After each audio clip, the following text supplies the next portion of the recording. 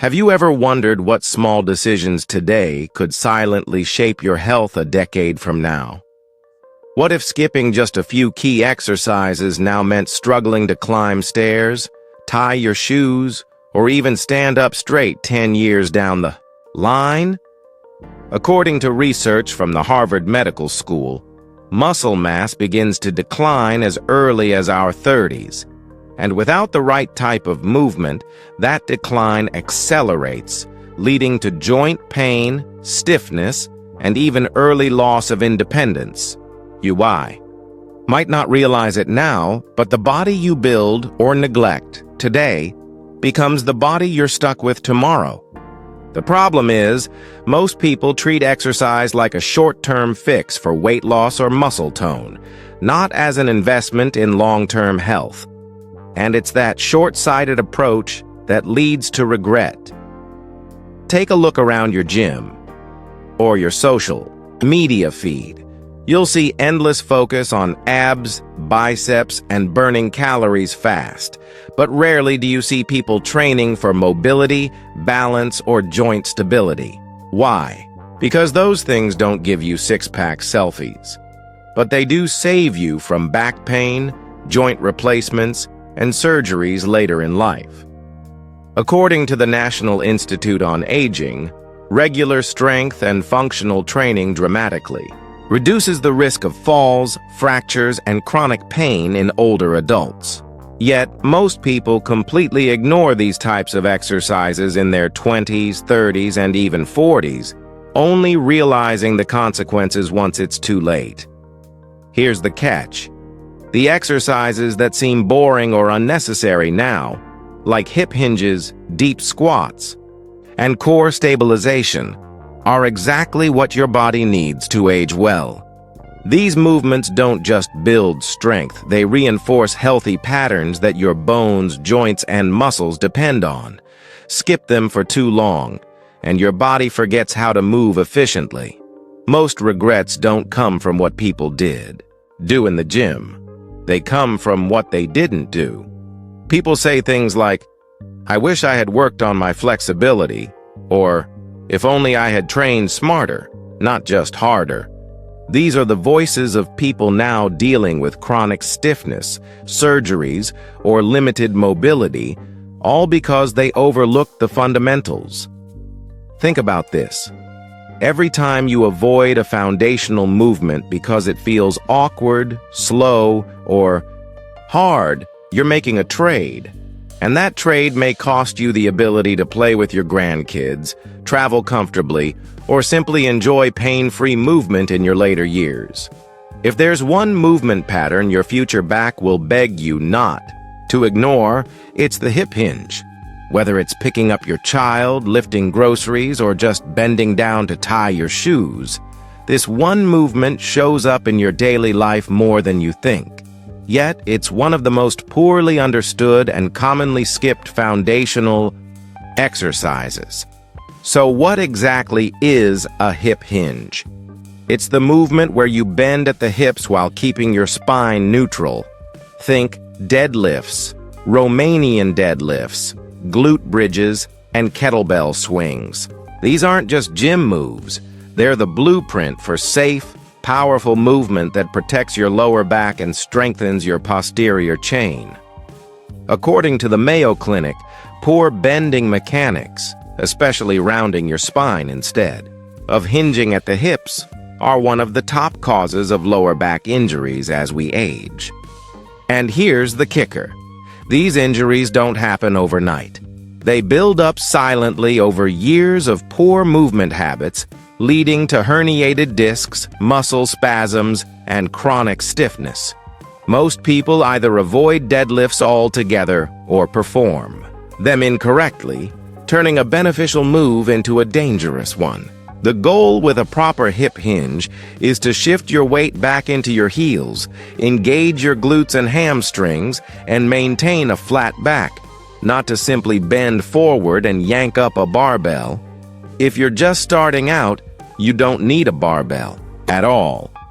You can train the hinge pattern using a broomstick drill against the spine or by practicing glute bridges on the floor. Even body weight good mornings can teach your hips how to move independently of your spine. And let's talk benefits. Hip hinge exercises strengthen the entire back of your body, from your calves and hamstrings all the way up to your traps and lower back. This is called the posterior chain, and it's crucial for posture, balance, athletic performance, and injury prevention. It's also one of the first areas to weaken with age if ignored. Research from the Cleveland Clinic also shows that building posterior chain strength reduces the risk of falls in older adults and increases bone density, especially in the hips and spine. That's huge when you consider that hip fractures are one of the leading causes of disability later in life. So why don't more people do it? Because hinging properly takes awareness and practice. It doesn't feel as satisfying as curls or bench presses. But when you get it right, it transforms not only how you move in the gym, but how you function in everyday life. Let's talk about one of the most natural human movements, and one of the most neglected in modern fitness, the deep squat. Once a default resting position for early humans, the deep squat has now become something people avoid entirely, often labeling it as dangerous or bad for the knees. But here's the reality. Avoiding it is far more dangerous in the long run. A proper deep squat helps preserve ankle, knee, and hip mobility, maintains core control, and strengthens your lower body like few other movements can. Unfortunately, modern life, filled with chairs, cars, and screens, has trained many of us out of this essential movement.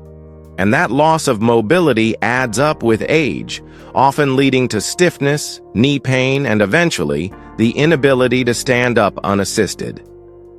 According to the Hospital for Special Surgery in New York, one of the top orthopedic research centers in the U.S., regular squatting, when performed with good form, reduces knee joint stress by strengthening the surrounding muscles and improving alignment. It's not about how heavy you lift, it's about how deeply and safely you move. Let's be clear. Deep squats don't mean you have to drop low with heavy weights. A bodyweight squat done to full range, where your hips drop below your knees while maintaining a neutral spine, is enough to restore and maintain your joint health. For many, starting with wall squats or goblet squats using a light weight can help reinforce correct posture and depth. And here's something interesting. Cultures where people still sit in a deep squat daily, like in parts of Asia, tend to experience far fewer hip and knee replacements in older age. Coincidence? Not likely. They maintain range of motion we often lose by middle age. If your body resists deep squats right now, don't force it, but train it. Use a box to guide your depth. Mobilize your ankles and hips with simple drills. Your knees were built to bend. And the deep squat is how you teach them to do so safely for life. Now let's shift to something that directly battles the modern posture epidemic. Pulling exercises. If you sit for long hours, hunch over your phone, or work on a laptop daily, this one's not optional, it's essential. Pulling movements like rows, face pulls, and pull-ups strengthen the upper and mid-back muscles that are crucial for posture, shoulder stability, and spinal alignment. They counteract the tight chest and rounded shoulders that come from our modern lifestyle. According to the American Council on Exercise, ACE, incorporating regular pulling exercises into your workout can significantly reduce upper back pain, improve scapular mobility, and even help prevent shoulder impingement, a condition that affects nearly 1 in 3 adults over the age of 40. Here's the problem. Pushing exercises like bench presses and push-ups get all the love. They're easy to see, easy to feel, but pulling movements are what keep your body in balance. Without them, your shoulders roll forward, your neck tightens, and your upper spine begins to lose alignment, often leading to chronic pain or injury. Start simple.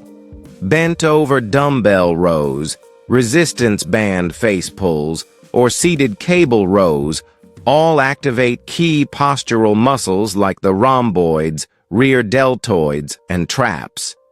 These muscles often go underused, especially in people who sit all day or focus solely on aesthetics. And don't forget the mighty pull-up. It's one of the most functional tests of strength and coordination. If you're not there yet, that's okay. Use resistance bands, assisted machines, or even negative reps to build up to it. You don't have to be perfect, you just have to practice. What makes pulling movements so powerful is that they don't just build strength, they restore structure. They realign your frame so that your joints operate the way they were designed to, freely and without friction. And in the long run, that matters way more than chasing numbers on a barbell. Research from the National Institutes of Health, NIH, has shown that consistent pulling-based training improves muscular imbalances in adults over 50, leading to better posture, less joint pain, and even improvements in breathing efficiency due to an open chest cavity. When people hear core training, most immediately think of crunches or sit-ups. But here's the truth. Your core isn't just about visible apps. It's about stability, balance, and your body's ability to transfer force safely and efficiently through every movement you make, from walking to lifting to simply standing upright. The core includes your abdominals, obliques, lower back muscles, deep stabilizers like the transverse abdominis, and even your diaphragm and pelvic floor. And yet most people train it with fast, repetitive flexion-based movements that do little to build real-world strength or prevent injury. According to the National Academy of Sports Medicine, NASM, core stabilization is critical for reducing injury risk, especially spinal injuries, and enhancing balance and movement efficiency as we age. Exercises that challenge your core to resist movement rather than create it are far more effective for long-term function. So what does that mean in practice? It means prioritizing movements like the plank, Pallof press, dead bug, and bird dog, exercises that train your core to hold position under tension. These build endurance, control, and coordination. They don't just look good on camera, they make everything else you do more efficient and safer. Take the plank, for example.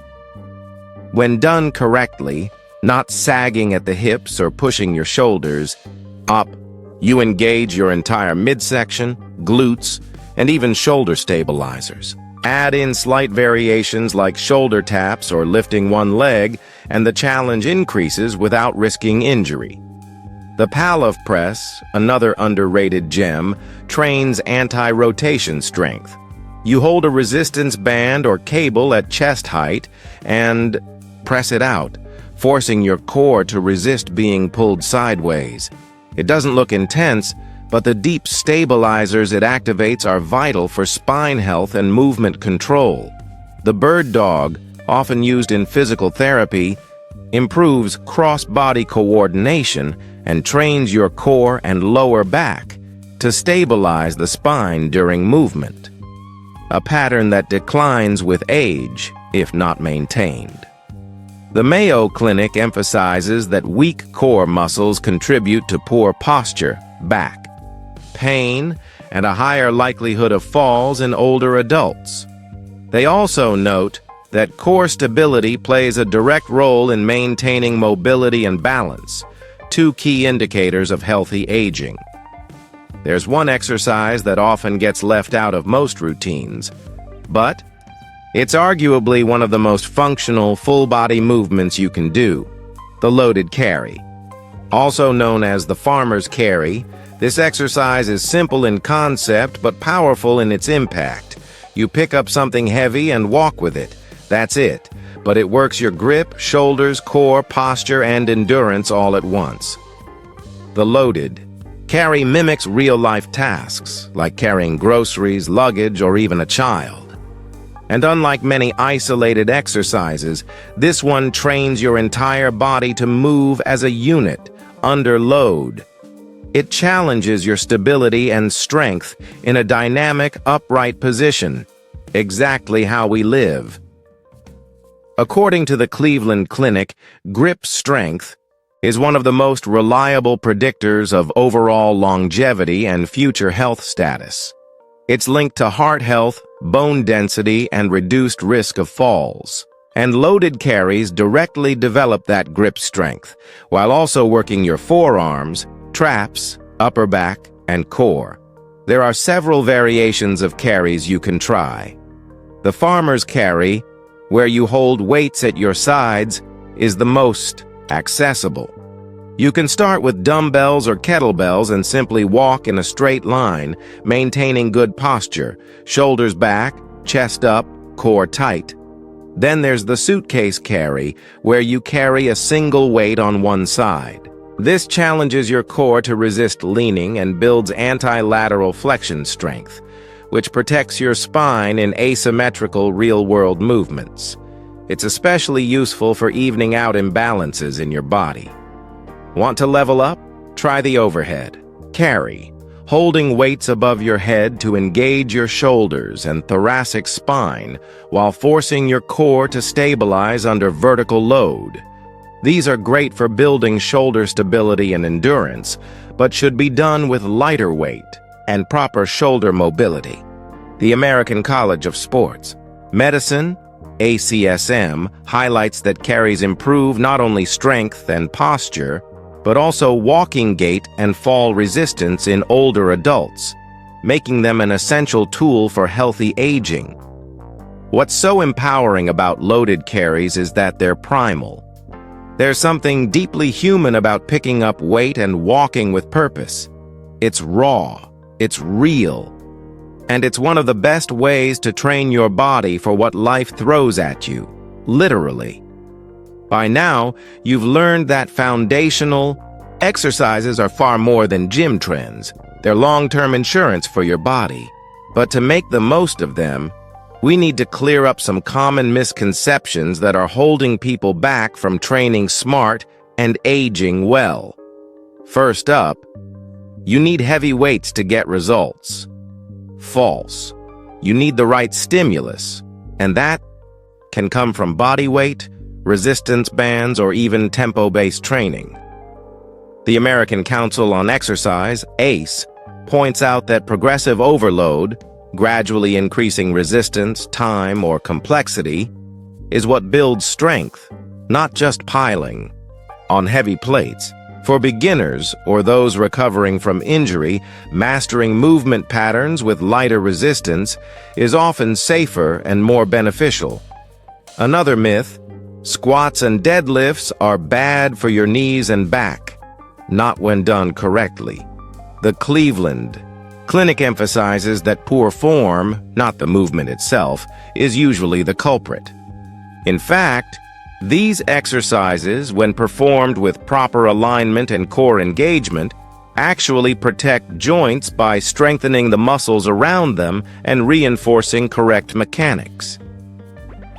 Here's another one. If it doesn't burn, it's not working.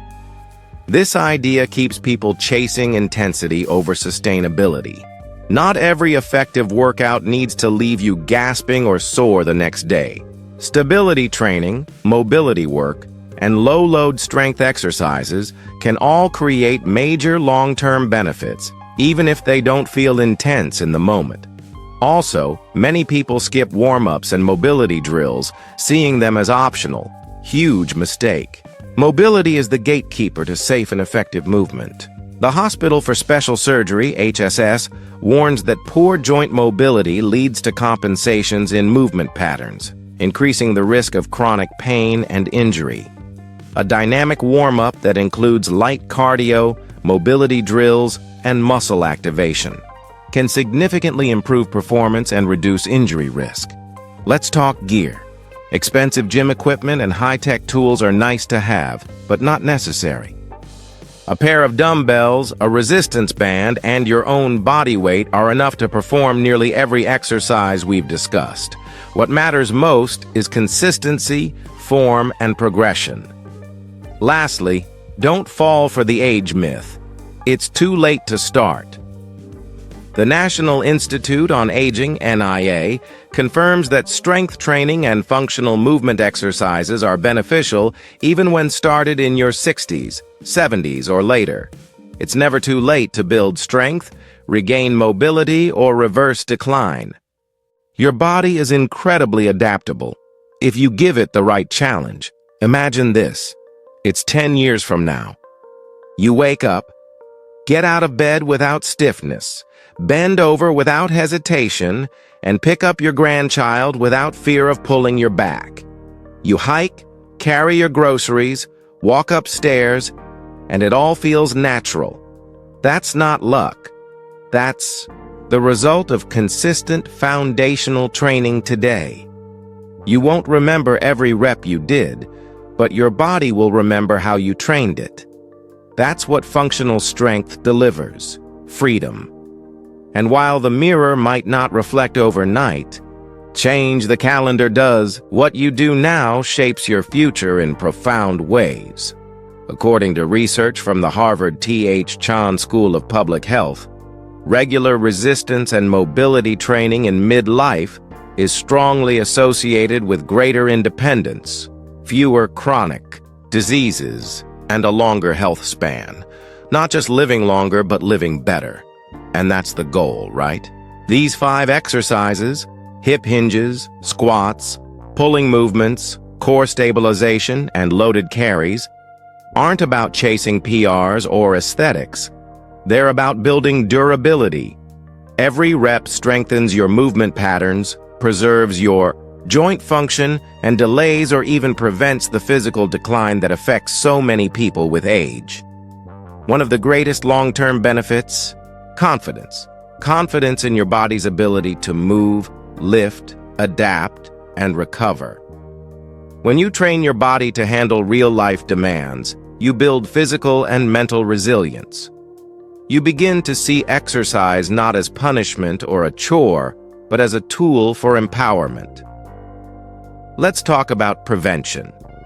Studies from the Johns Hopkins Medicine show that strength training not only supports musculoskeletal health, but also improves heart health, insulin sensitivity, and even cognitive function. That's right. Your squat might help your brain as much as your bones.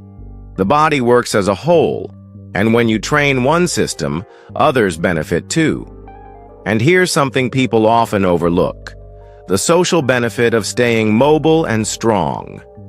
Being able to participate in community, family activities, sports, or even travel, those are the real returns on your investment. When others your age begin to slow down, you'll still be moving forward. Still thinking of skipping these exercises? Don't. Your future self is counting on the choices you make today. These 5 moves may seem simple, but they're powerful protectors of your mobility, strength, and independence.